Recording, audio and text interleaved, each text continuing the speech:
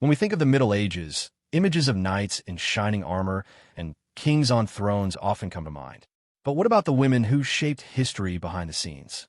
In a world dominated by men, medieval women found ways to influence politics, governance, and even warfare. From queens who ruled empires to regents who guided nations, these women left an indelible mark on history.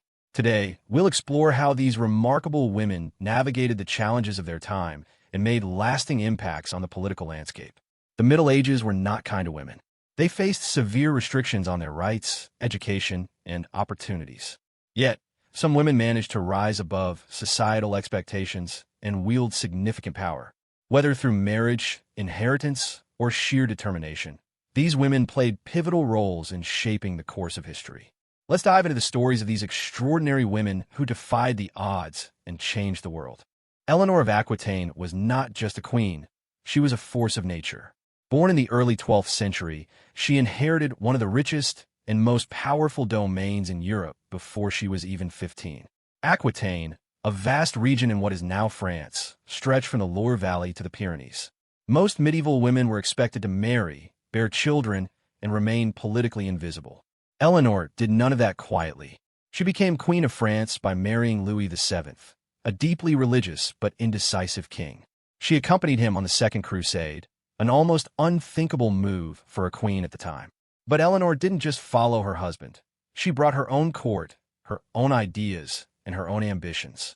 When the crusade failed, tensions flared between Eleanor and Louis. Their marriage was annulled, and within weeks, Eleanor married Henry II of England, a man known for his brilliance, ambition, and temper. This new alliance made Eleanor Queen of England and gave her influence over two of the most powerful kingdoms in Christendom. Her marriage to Henry was turbulent. He ruled an empire that stretched from Ireland to the Pyrenees, but Eleanor was no passive consort. She governed, negotiated, and even led rebellions against her own husband when he tried to strip her of power. For this, she was imprisoned, not once but for nearly 15 years. Yet even behind castle walls, Eleanor remained a political player. After Henry's death, she helped secure the throne for her son Richard the Lionheart. During his long absences on crusade, she acted as regent, proving her mastery of diplomacy and statecraft. When Richard died, she supported her younger son, John, ensuring the stability of the English crown. Eleanor lived into her 80s, an extraordinary age in the Middle Ages, and shaped the politics of Europe across 3 generations. She proved that queens could be rulers in their own right, not just ornaments to kings. Matilda of Tuscany was not born into obscurity. She was the heir to one of the most powerful and wealthy families in northern Italy. Her father, Margrave Boniface II of Tuscany, controlled vast lands that stretched across the Apennines. When he died under mysterious circumstances, Matilda inherited his titles, lands, and responsibilities before she even reached adulthood. But power came at a cost. As a woman ruling over a turbulent region during a time of constant warfare and political upheaval, Matilda had to prove herself not just as a noblewoman, but as a leader capable of commanding armies, negotiating with kings, and defending her realm against invaders. Her early years were marked by political instability. After her father's death, her mother remarried several times, each union bringing new threats to Matilda's inheritance. At only 16, she was married off to Godfrey the Hunchback of Lotharingia, a match meant to secure alliances. But the marriage was unhappy, and after only a few years, Matilda fled back to her ancestral lands, determined to rule on her own terms. What followed was an extraordinary career of military leadership and political strategy. Matilda became a key supporter of the papacy during the investiture controversy, a bitter struggle between Pope Gregory VII and Emperor Henry IV of the Holy Roman Empire. She did more than offer political support. She led armies into battle, defended fortresses, and personally commanded troops against imperial forces. She was known for her intelligence and strategic mind. Her castles were among the strongest in Italy, and she used them to resist repeated invasions by Henry IV. One of the most dramatic moments of her life came when she hosted Pope Gregory VII in her fortress of Canossa in 1077. There, Henry famously stood barefoot in the snow for 3 days, seeking forgiveness from the Pope, a moment made possible by Matilda's protection and influence. Despite being a woman in a male-dominated world, Matilda earned the respect of both allies and enemies. She fought battles, negotiated treaties, and rebuilt cities ravaged by war. Even as her health declined, she continued to shape the politics of Italy, ensuring that her lands remained free from imperial control. When she died in 1115, she left her entire estate to the church, a final act of devotion and defiance. Today, she is remembered not just as a noblewoman, but as one of the most formidable rulers of medieval Europe. Isabella of France was not just a queen. She was a political force that reshaped the course of English history. Born in 1295, Isabella was the daughter of Philip IV of France and Joan of Navarre. From an early age, she was destined for greatness. At only 12 years old, she married Edward II of England, becoming queen consort at a time when women were expected to be little more than decorative figures. But Isabella was no ordinary queen. She was intelligent, ambitious, and deeply involved in politics. Her marriage to Edward II was tumultuous from the start. Edward was known for his erratic behavior and favoritism toward male courtiers, which often alienated nobles and led to unrest. Isabella, however, remained steadfast in her role as queen and regent during Edward's frequent absences. As tensions mounted between Edward and his barons, Isabella became a central figure in the power struggle. She formed alliances with key nobles who were dissatisfied with Edward's rule, including her lover, Roger Mortimer. Together, they plotted to overthrow the king. In 1326, Isabella and Mortimer invaded England, leading an army that quickly gained support from disgruntled nobles. Edward was captured and imprisoned, marking the end of his reign. Isabella's actions did not stop there. She took control of the government, acting as regent for her young son, Edward III. During this period, she implemented reforms, restored order, and sought justice for those who had suffered under Edward II's rule. Her influence extended beyond England. She negotiated treaties with France and worked to stabilize the kingdom. Despite her success, Isabella's legacy is complex. While she is celebrated for her political acumen and determination, her methods were ruthless. She played a key role in the deposition and eventual death of her husband, which has earned her both admiration and criticism throughout history. Isabella of France proved that a woman could wield immense power in a world dominated by men. Her story is one of courage, ambition, and the ability to navigate the treacherous waters of medieval politics. Margaret Beaufort was not born in a luxury or power, but she fought for both with relentless determination. Born in 1443, she was the only child of John Beaufort, Duke of Somerset, and a direct descendant of King Edward III through the illegitimate Beaufort line. From an early age, Margaret was thrust into the brutal world of medieval politics. Her father died when she was just a child, leaving her one of the richest heiresses in England. But wealth brought danger. In a world where land meant power, Margaret became a pawn in the ruthless game of royal marriages. By the age of 12, she was married to Henry VI's half-brother, Edmund Tudor, a union designed to strengthen the Lancastrian claim to the throne. At 14, Margaret gave birth to her only son, Henry Tudor, the future King Henry VII. The birth nearly killed her, and from that moment on, she dedicated her life to securing his future. With the Wars of the Roses tearing England apart, Margaret played a dangerous game of survival.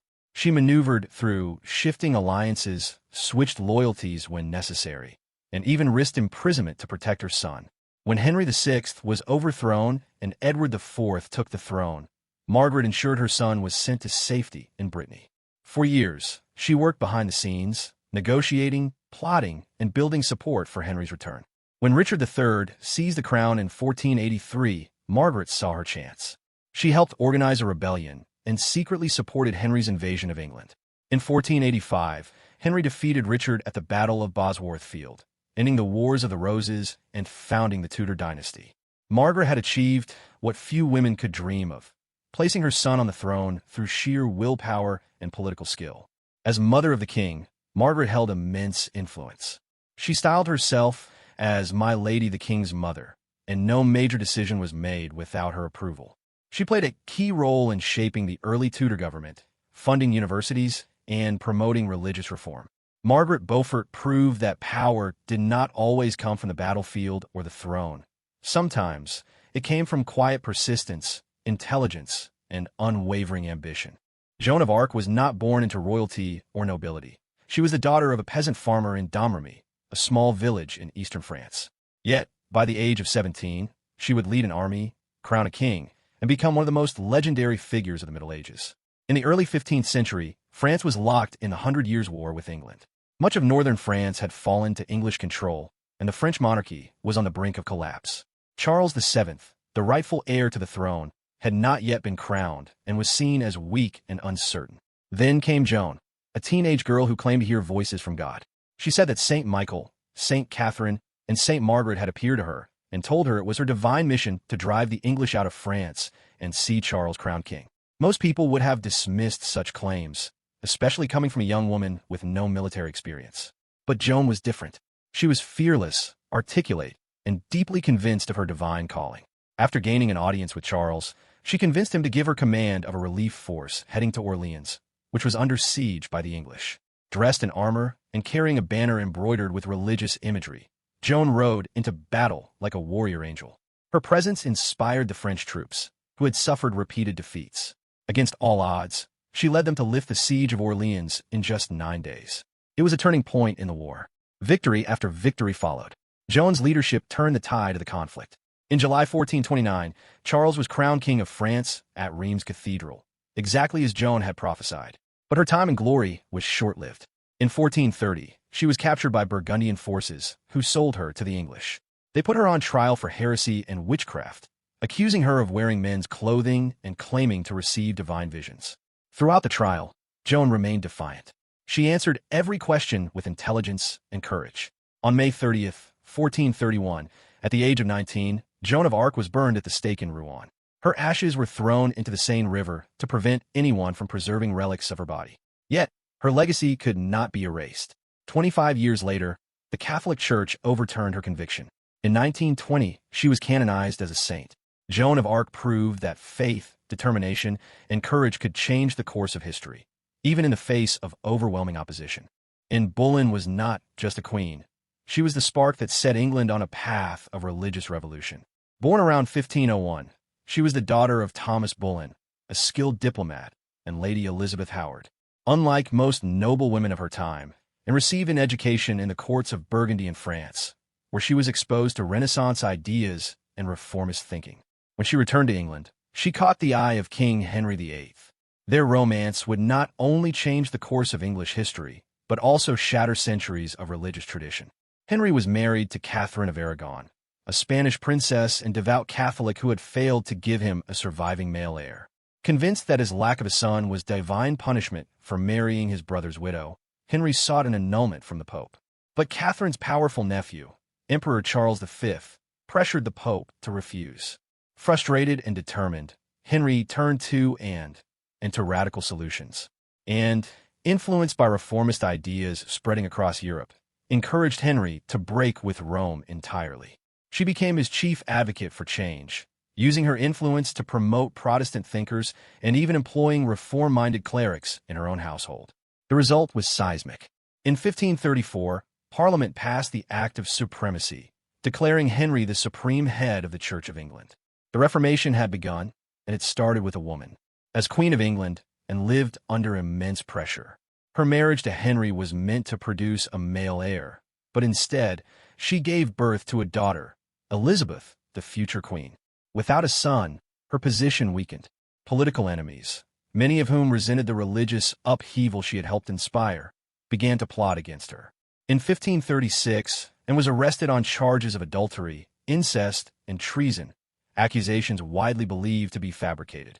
After a sham trial, she was condemned to death. On May 19, 1536, she faced the executioner's axe with remarkable dignity, delivering a final speech that moved even those who had condemned her. And Boleyn did not live to see the full consequences of her actions. But her role in severing England's ties with the Catholic Church changed the nation forever.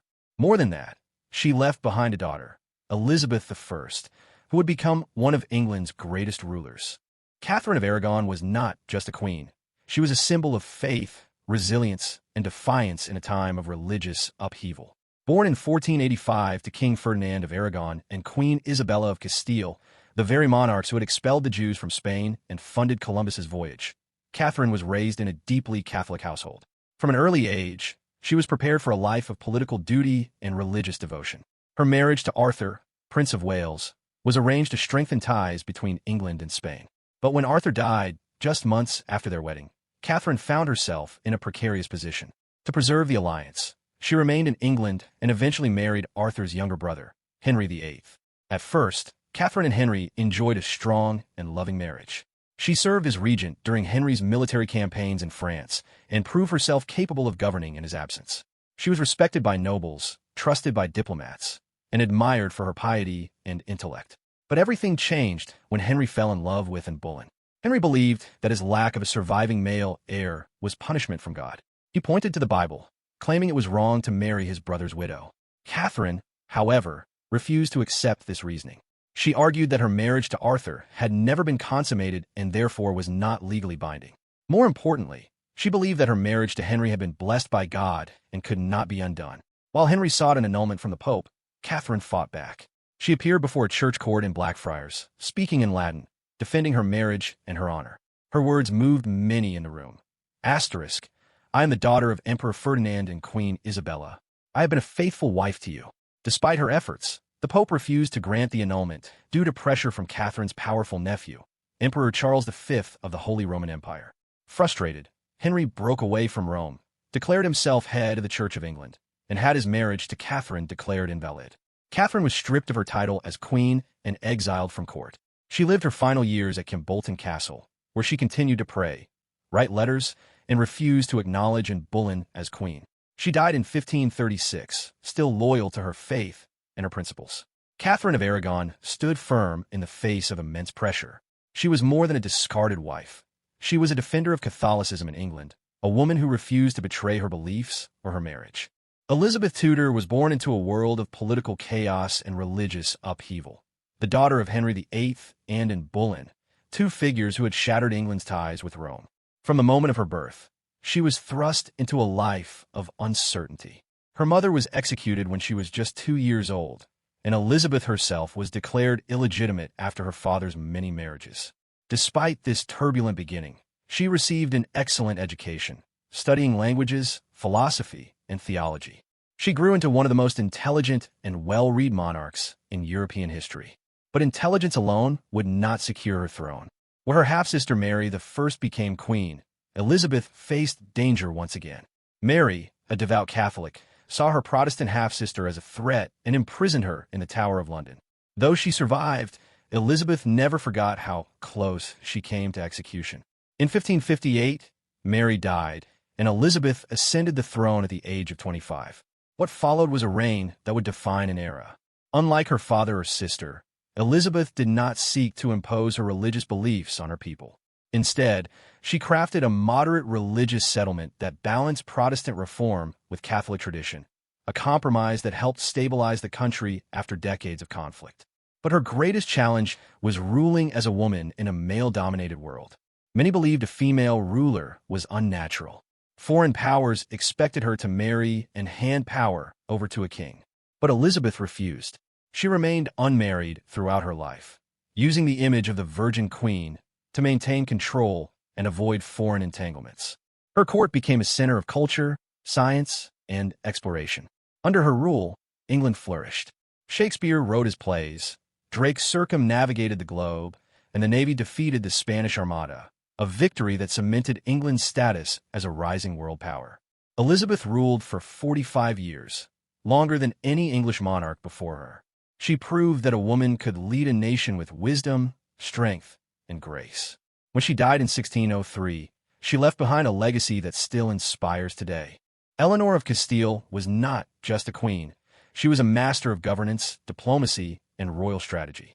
Born in 1241, she was the daughter of King Ferdinand III of Castile and Beatrice of Swabia. Through her mother, Eleanor was closely related to the Holy Roman Emperor Frederick II, giving her a powerful European pedigree that would shape her future. At just 8 years old, Eleanor was betrothed to Edward, the eldest son of King Henry III of England. This marriage was a political move designed to strengthen alliances between England and Spain. When she finally arrived in England in 1254, Eleanor brought with her a substantial dowry, including lands, treasures, and a reputation for intelligence and strong character. Unlike many medieval queens who remained passive figures, Eleanor played an active role in English politics. She traveled extensively with Edward during his youth, even accompanying him on the Ninth Crusade in 1270. a rare act for a queen. During this campaign, Eleanor proved her loyalty and resilience, staying by Edward's side when he was nearly assassinated by a dagger-wielding assassin. Upon their return, Edward became king following his father's death in 1272. Eleanor immediately took on a central role in the administration of the realm. She was deeply involved in financial matters, land management, and legal reforms. Her influence extended beyond court politics. She was also a patron of the arts, science, and architecture. One of Eleanor's most lasting contributions was her role in shaping England's infrastructure. She was instrumental in overseeing the development of royal estates, markets, and roads. She encouraged trade and commerce, ensuring that towns under royal control thrived economically.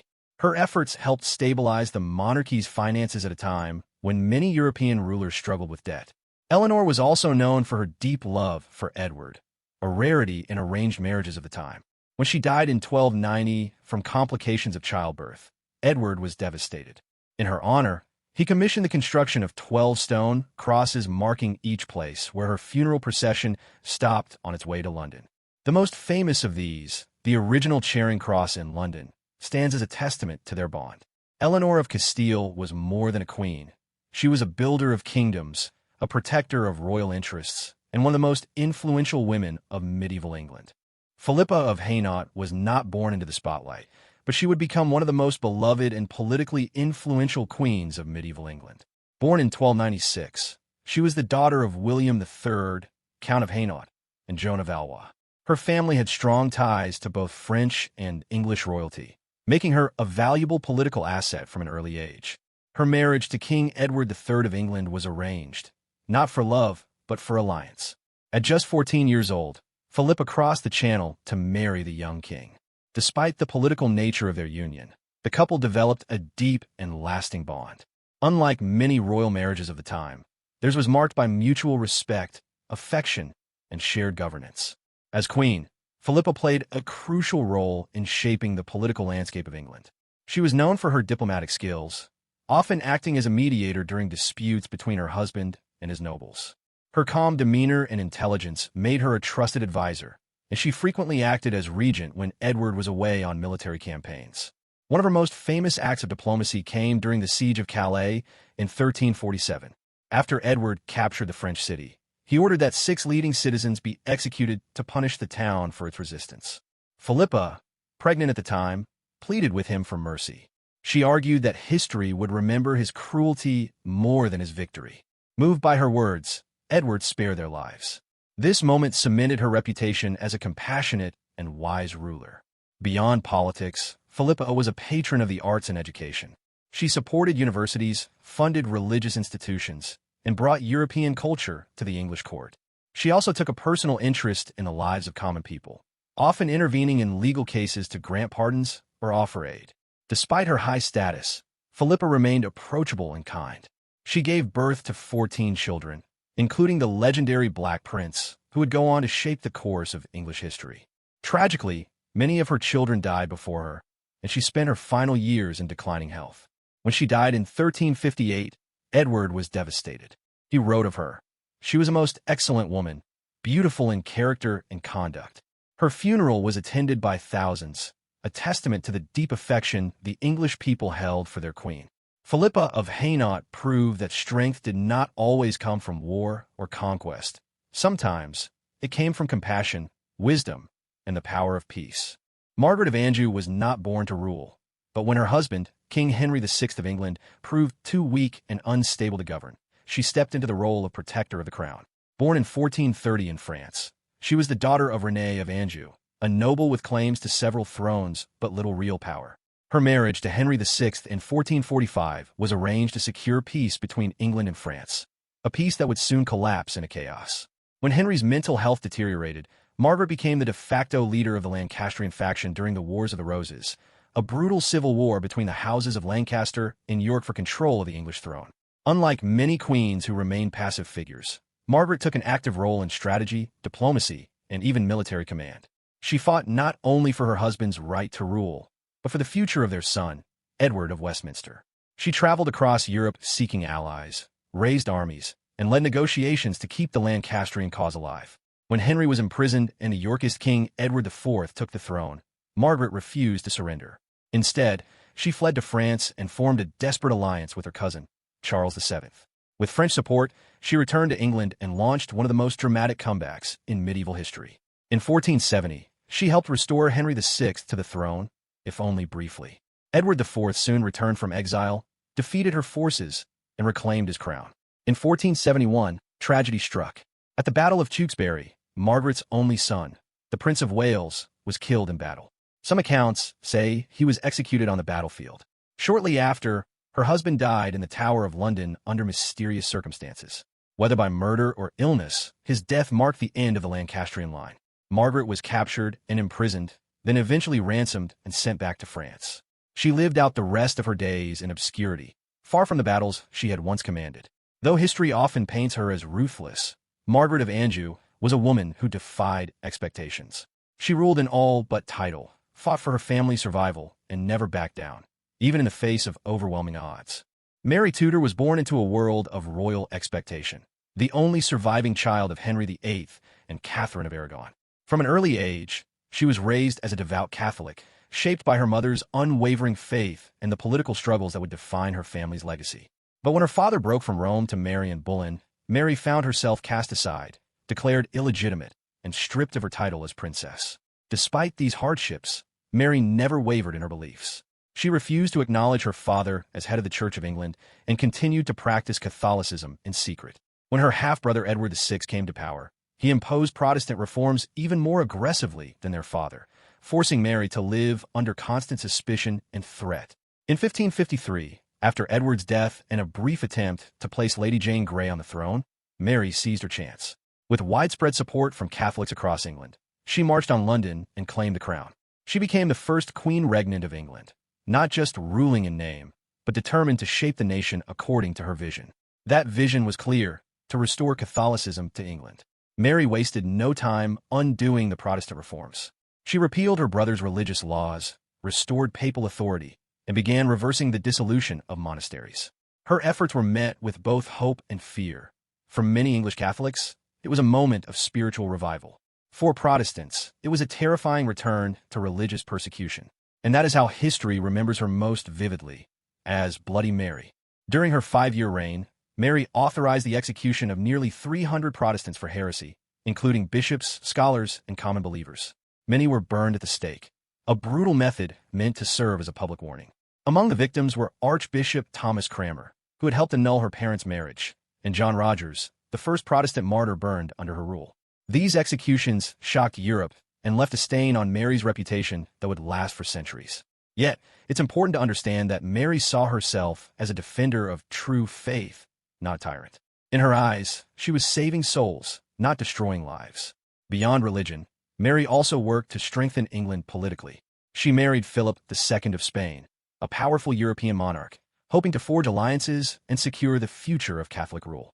Though unpopular among many English subjects, the marriage gave Mary legitimacy and military support. Her reign also saw economic reforms, improvements in naval strength, and efforts to stabilize the monarchy after years of turmoil. However, her failure to produce an heir weakened her cause. By the time she died in 1558, exhausted and ill, her dream of a Catholic England died with her. Her successor, Elizabeth I, quickly reversed Mary's policies and re-established Protestant rule. But despite this, Mary's impact endured. She proved that a woman could rule England in her own right, and that faith, for better or worse, could shape the destiny of nations. Jadwiga of Poland was not just a queen. She was the first woman to officially rule the Kingdom of Poland, and her reign marked a turning point in Eastern European history. Born in 1373 or 1374, she was the youngest daughter of Louis I of Hungary and Elizabeth of Bosnia. From an early age, she was seen as a valuable political asset due to her royal lineage. At just 8 years old, Jadwiga was betrothed to William of Austria, a Habsburg prince. This engagement was meant to secure alliances between powerful European families. However, politics in medieval Europe was unpredictable. When Jadwiga's father died in 1382, a succession crisis erupted. Her elder sister Mary became Queen of Hungary, but Polish nobles, unwilling to accept a foreign ruler, turned to Jadwiga instead. In 1384, at the age of 10 or 11, Jadwiga was crowned King of Poland. Not queen, but king. The coronation was a deliberate act by the nobility to legitimize her rule in a world where women were rarely recognized as sovereign rulers. She was the first woman in Polish history to be crowned monarch in her own right.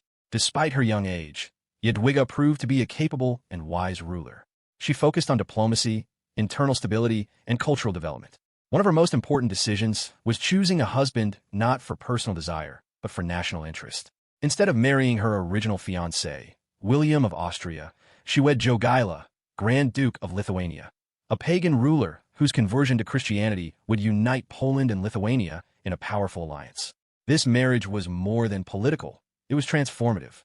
Jogaila converted to Catholicism, took the name the Ladislaw, and became king of Poland as the Ladislaw II Jagiello. Their union created a dual monarchy that would become one of the largest and most influential states in Europe. Jadwiga did not simply fade into the background after marriage. She remained deeply involved in governance, often acting as mediator between her husband and the Polish nobility. She also played a key role in shaping religious and educational policies.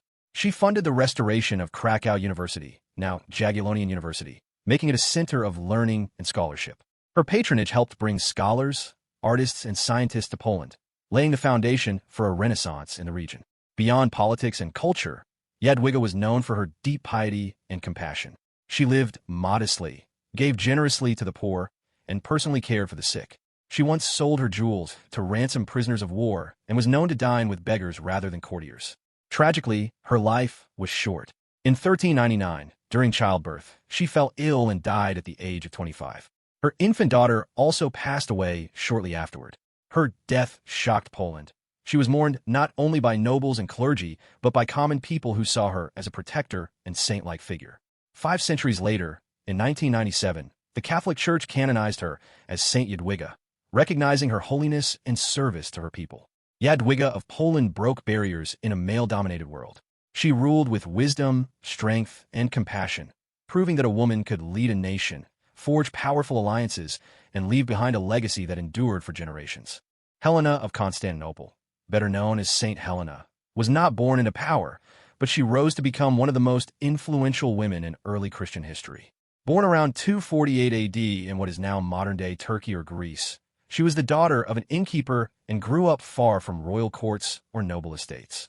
Her life changed when she caught the attention of a young Roman soldier named Constantius Chlorus. Their union produced a son, Flavius Valerius Constantinus, better known to history as Emperor Constantine the Great. While their marriage was not a formal one under Roman law, Helena's connection to Constantius would shape the future of Christianity. When Constantius became emperor, he set aside Helena to marry a more politically advantageous bride. But this did not end her influence. It only delayed its full expression. When Constantine later rose to power after his father's death, he brought his mother back into imperial life, granting her immense authority and respect. Helena used her newfound status not for luxury or personal gain, but to advance the cause of Christianity at a time when it was still emerging from centuries of persecution. She became one of the earliest and most powerful advocates of the faith, using her position to support the spread of Christian teachings across the Roman Empire. One of her most famous achievements came in 326 AD, when she traveled to the Holy Land on a pilgrimage that would forever link her name with sacred history. According to tradition, she played a key role in identifying the true cross on which Jesus was crucified. In Jerusalem, she oversaw the excavation of Golgotha and ordered the construction of several important churches, including the Church of the Holy Sepulchre, one of the holiest sites in Christianity. Beyond archaeology and pilgrimage, Helena worked tirelessly to improve the lives of Christians throughout the empire. She funded the building of churches, supported clergy, and helped establish Christian institutions that would endure for centuries. Her generosity extended beyond religion. She also advocated for prisoners and the poor, often intervening in legal cases to grant pardons or provide aid. Helena lived into her 80s, an extraordinary age in the ancient world, and died around 330 AD. Her legacy endured through both religious devotion and political influence. She was venerated as a saint by both the Eastern Orthodox and Roman Catholic churches, remembered not just for her piety, but for her wisdom, strength, and determination. In a world where women were rarely given political power, Helena proved that faith could be a force stronger than any army. Through her actions, she helped shape the rise of Christianity and left behind a spiritual legacy that continues to inspire millions today. The stories we've explored reveal a truth often overlooked in medieval history. Women were not merely passive figures in castles and courts. They were rulers, warriors, diplomats, and visionaries who shaped the fate of nations. From Eleanor of Aquitaine, who ruled vast empires and influenced 2 kings, to Jadwiga of Poland, who became the first woman crowned king and united 2 powerful nations, these women defied expectations. Some led armies into battle, like Joan of Arc. Others ruled from behind the throne, like Margaret Beaufort, whose political maneuvering secured the Tudor dynasty. Each one faced extraordinary challenges, from imprisonment to betrayal, from exile to war. Yet they all left an indelible mark on history. Their influence was not always recognized in their own time. Many were vilified, forgotten, or written out of official records. But today we can look back and see the full scope of their impact. They proved that leadership is not defined by gender, but by courage, intelligence, and determination. These women did more than survive in a world that sought to limit them. They thrived. And in doing so, they opened doors for future generations of women to lead, to govern, and to shape the world. So next time you hear about a queen in medieval history, don't just think of her as a royal wife or mother. Think of her as a ruler in her own right, because many of them were. If you enjoyed this journey through history, don't forget to like, subscribe, and hit the bell so you never miss another story from the past that still echoes today.